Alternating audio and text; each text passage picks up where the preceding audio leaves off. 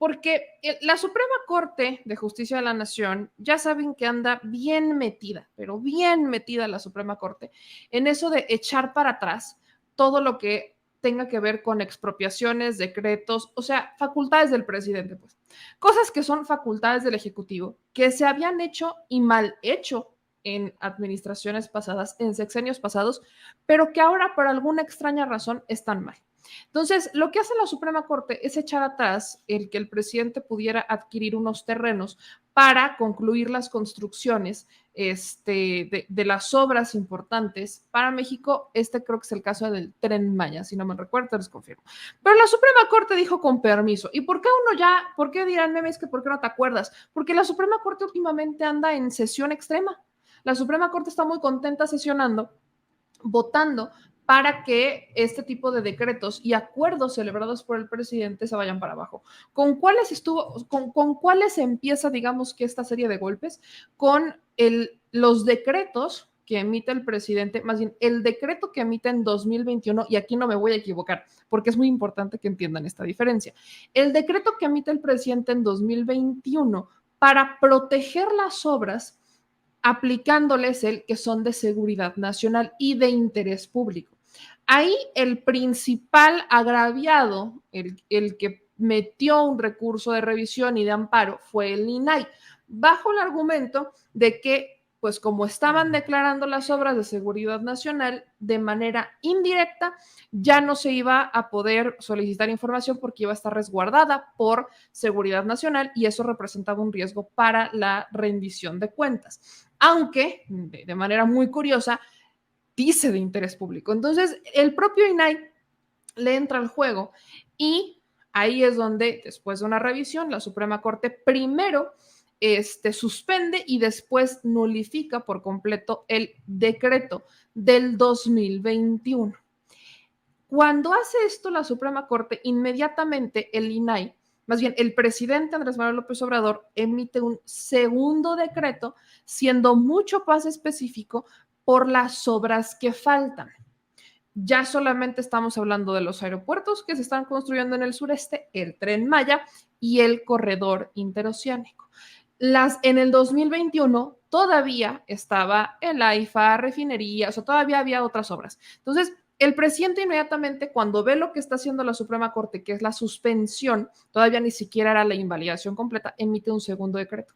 Cuando esto pasa, horas después, el INAI presenta otro recurso que también deberá de llegar a la Suprema Corte, argumentando que el presidente violó los procesos porque ya estaba suspendido un decreto.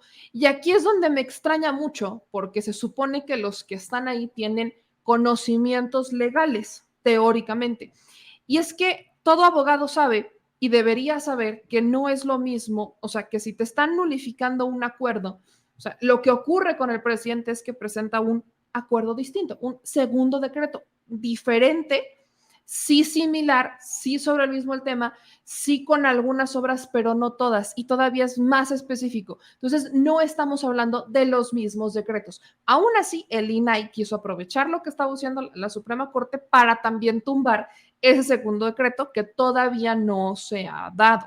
Entonces, en este momento, solamente se ha tumbado un decreto, y esto es por parte de la Suprema Corte relacionado con el tema de seguridad nacional y las obras. El segundo decreto que emitió el presidente hace un par de días, ese sigue vigente, porque todavía ni siquiera se discute, ni mucho menos. Ahora, después de eso, después de este escenario, la Suprema Corte ahora se va en contra de esta expropiación del presidente, porque pues argumenta, ¿no?, que no se hizo con los argumentos jurídicos, ¿no? Por ahí, argumentos jurídicos que eran necesarios. Entonces, el presidente Andrés Manuel López Obrador en la mañanera justamente decía que pues no se puede, y aquí justo lo que argumenta es que no se puede esperar nada menos de la Suprema Corte porque le quieren aplicar un golpe de estado técnico. ¿Qué es lo que ocurre? Y lo voy a decir todavía más claro. La Suprema Corte frenó por completo en fast track el decreto que buscaba agilizar estos permisos express y después se va en contra de la expropiación de algunos terrenos también para la construcción de los mismos, argumentando que la forma jurídica en la que se realizó no fue la correcta. Entonces, ¿qué es lo que dice el presidente? Inmediatamente dice que la Suprema Corte tiene intenciones de bloquear las obras emblemáticas y que ahí pues ya estamos hablando de un golpe de estado técnico. Quiero que ustedes escuchen lo que dijo el presidente en la mañanera al respecto de esto, porque tampoco es como que el presidente le extrañe, no le preocupa, sí le ocupa, y dijo lo siguiente. Van a seguir, ¿no? Queriendo parar las obras, pero no van a poder, porque de acuerdo a la Constitución, a las leyes, tenemos nosotros el derecho de hacer obras en beneficio del pueblo.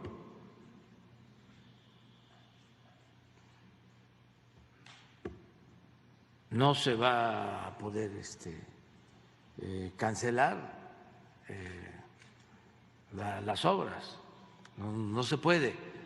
O sea, una cosa es que violen la Constitución. A ver, que me digan los ministros si no la están violando, cobrando más de lo que cobra el presidente. Y otra, pues, es ya querer dar un golpe de Estado neutralizando al Poder Ejecutivo. O sea que ya no ejecutemos nada. Es cancelar un poder. Sería un golpe de Estado técnico. ¿Mande?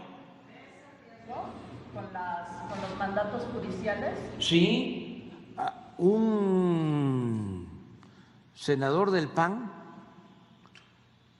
presentó una iniciativa, luego la retiró.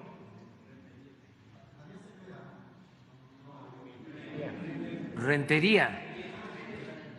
Es decir, muy cercano al pensamiento fascista, porque ya dije que no hay fascismo, ¿no?, como pensamiento dominante, afortunadamente, en nuestro país. Pero se planteó eso,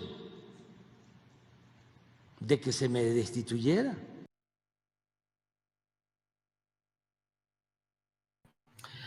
Ahí está lo que dice el presidente Andrés Manuel López Obrador, ¿no? Que una cosa es que quieran que se dé este debate y evidentemente esta diferencia de ideas, y otra es que ya le quieran aplicar este golpe de estado técnico.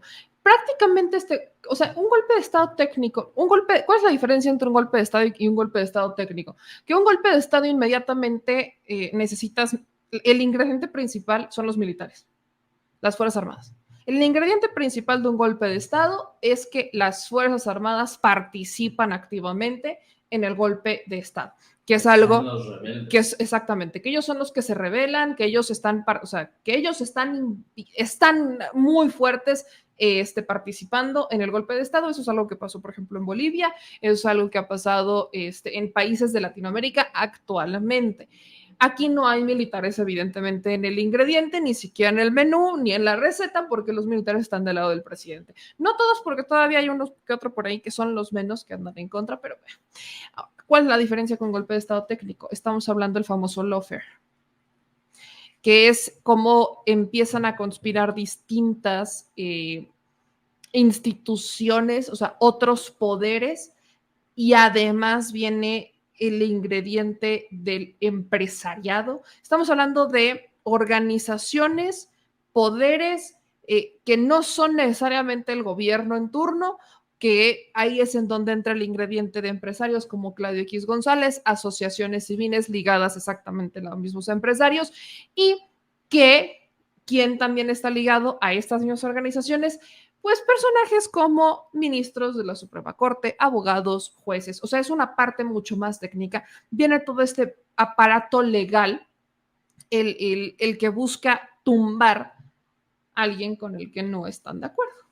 Normalmente en un golpe de Estado ves que muchas como que se empiezan a mantener de alguna manera un poco alejados de los problemas o que toman parte bajo otras dinámicas, pero en un golpe de Estado técnico vemos cómo empiezan a participar este tipo de instituciones que pues al final lamentablemente pueden ver si su poder aquí es como de medir qué poder es más fuerte. Si el poder de quienes democráticamente eligieron a un presidente y los organismos con los que cuenta el presidente, que en este caso sería, por ejemplo, la Cámara de Diputados, teniendo a la mayoría, o los demás poderes.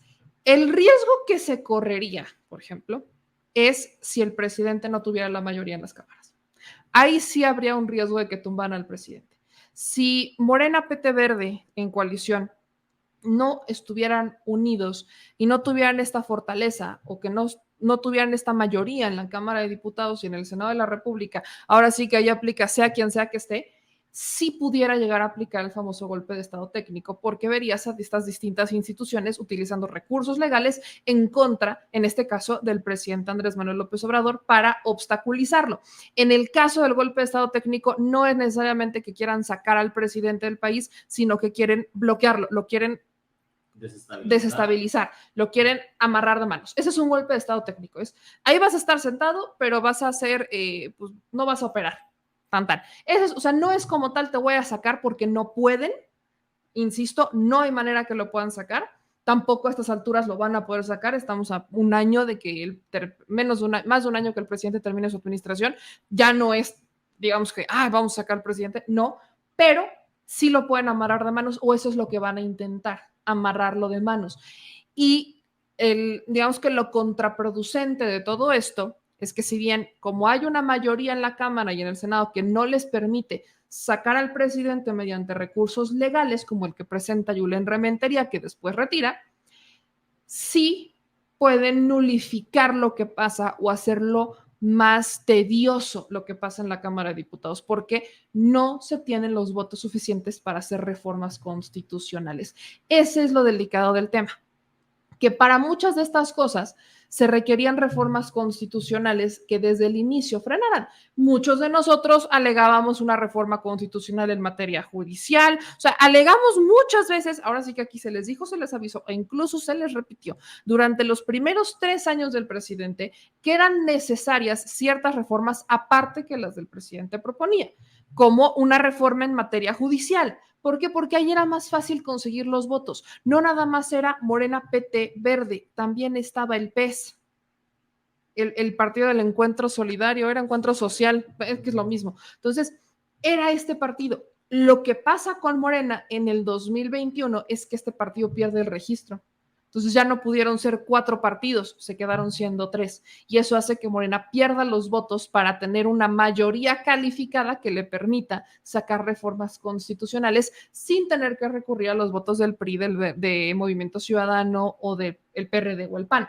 Solamente necesitaban, son 30 y tantos votos los que le faltaban, o sea, 30 y tantos diputados del Partido Encuentro Solidario. Entonces, al no tener lo que se tenía en el 2018 a 2021, indudablemente muchas reformas, muchas modificaciones se hacen complicadas, como la de la Guardia Nacional, como la de la reforma electoral, como la ley eléctrica. O sea, empiezan a frenarse varias de estas reformas que son necesarias para poder operar estos últimos 3 años, y entonces la Suprema Corte tiene el argumento para pues tumbarlos, porque como no hay una modificación en la Constitución, estamos trabajando con la misma Constitución, con las mismas reglas que están establecidas desde hace años, y solamente se pueden hacer modificaciones en las leyes secundarias. Y si los ministros de la Suprema encuentran algo que pues se vea sospechoso o que bajo su interpretación, porque esto es clave, es bajo la interpretación de los ministros de la Suprema Corte, pues si bajo su interpretación es inconstitucional, entonces lo van a tumbar.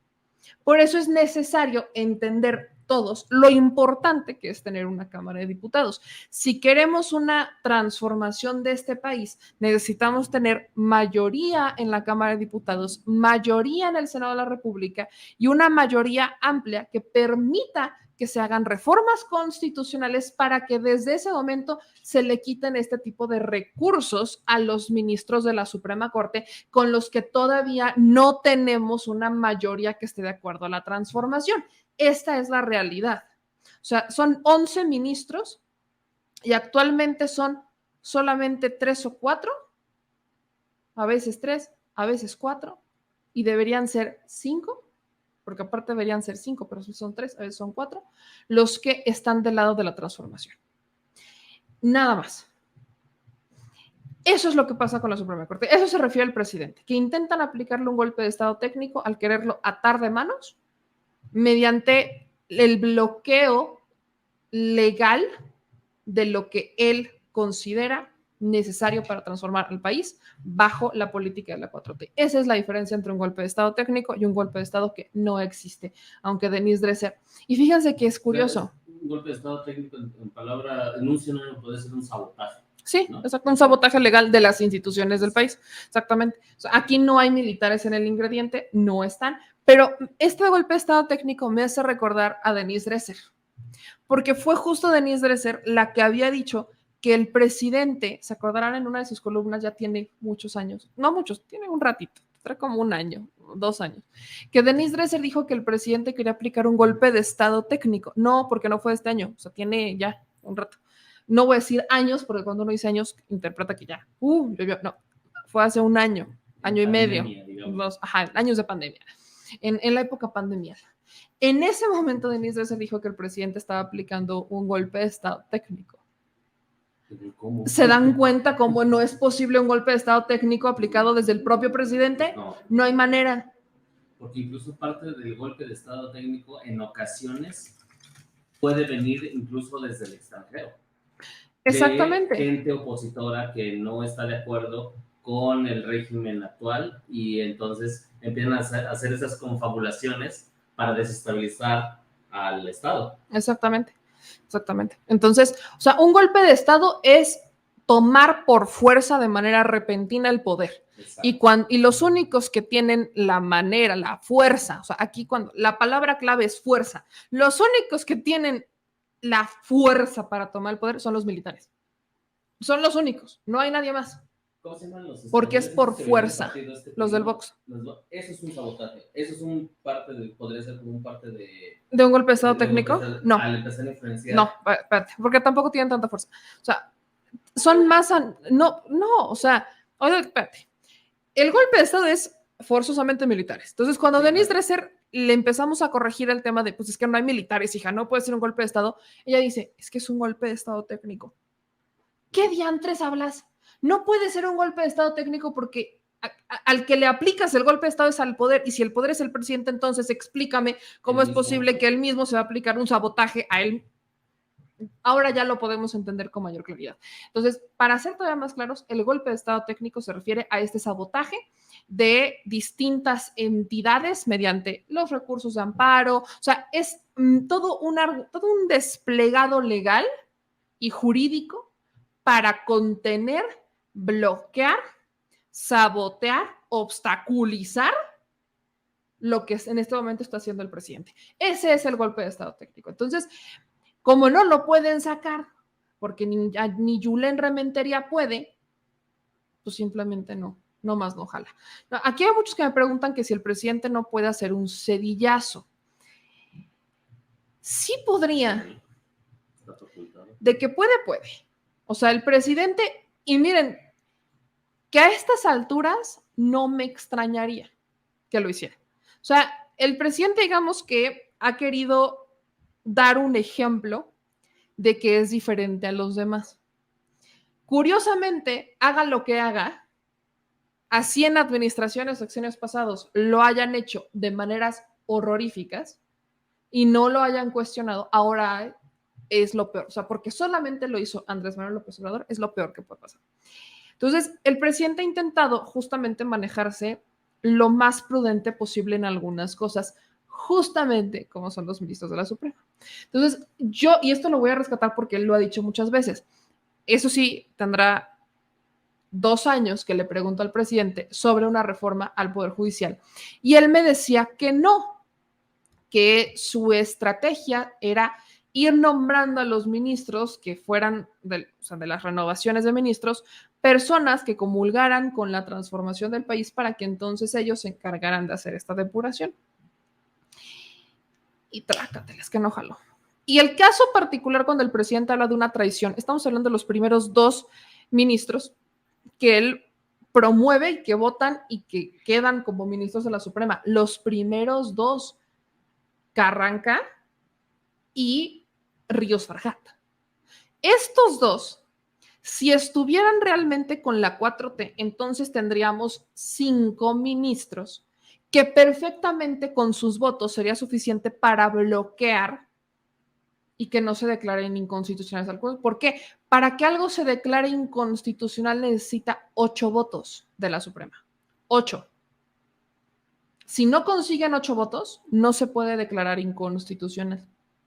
En el caso particular del decreto, bajo un argumento legal también muy truculento, hicieron como que solo necesitaban 6, porque dijeron que era un tema secundario, o sea, que no era como tal un asunto constitucional y que por eso pues no requerían 8, requerían 6. Entonces lo bajaron a 6 y eso fue por acuerdo de los propios ministros de la Suprema.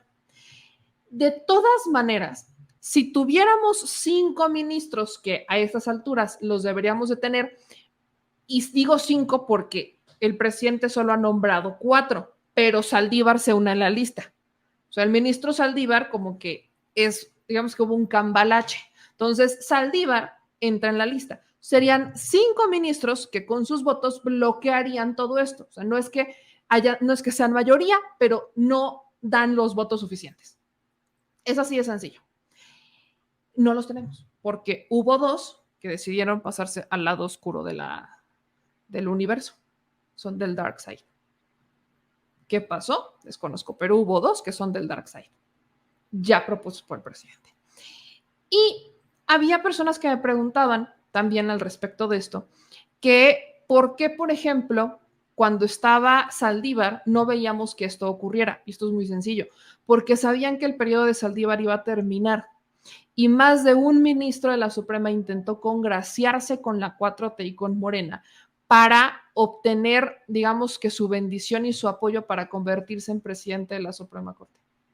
Entonces, teníamos a ministros que estaban aspirando a ser el presidente o presidenta de la Suprema Corte que buscaron el apoyo de Morena para llegar con su impulso a la presidencia de la Suprema, y cuando llega Piña, pues ya no necesitaban ese impulso, ya no necesitan a Morena ni que hablen bien, o sea, no necesitan nada, porque ya tienen a quién. Y eso es lo que pasa, es por eso la diferencia entre uno y otro. Ahora, con todo y todo, el presidente puede perfectamente aplicar un cedillazo. El tema es que no ha querido. ¿Qué necesita para aplicar un cedillazo? Tiene que dar un argumento jurídico de que justamente similar al que hizo Cedillo en su momento, que estaba comprometida el Poder Judicial y que urgía una renovación, o sea, justificarlo y fundamentarlo, y entonces el presidente quita a todos y se tienen que nombrar nuevos ministros de la Suprema. Completo, 11 cargos parejos, de nuevo. Lo podría hacer. No sé si lo quiere hacer. Esa es la respuesta, es la verdadera pregunta. No sabemos si lo quiere hacer. Lo que es un hecho es que al presidente todavía le quedan 2 ministros más por nombrar, porque es justo durante este año y lo que llega del otro que ya se va a acabar el periodo de 2 ministros de la Suprema Corte. Ahí el presidente tendría para nombrar 2 más. Y aquí ya digamos que ya no aplicaría tanto para él, sino que aplicaría hacia la siguiente administración, porque entonces ya veríamos un poquito más equilibrada la Suprema Corte, pero todavía con la presidencia de Norma Piña. Entonces, hoy perfectamente podemos entender por qué la Suprema Corte está como está, porque todos los ministros que han estado ahí, todos son propuestos por los presidentes. La votación queda, o sea, la decisión final queda en manos de los senadores. Lamentablemente, en administraciones pasadas, como es el caso de Norma Piña, las propuestas no eran porque tuvieran algo que agregar, algo que sumar a la Suprema Corte. No, en realidad eran porque lamentablemente había que cumplir compromisos, y ese fue el caso, por ejemplo, de Norma Piña, y no solamente de ella, pero hablemos de su rol. Norma Piña era la juzgadora que peor calificación tenía dentro de los magistrados de circuito, era la juzgadora que estaba en el último lugar, era la que tenía menor productividad, y aún así, sin tener justificación legal alguna de que fuera lo mejor como para que la propusieran en la Suprema, terminó siendo ministra y ahora ministra presidenta.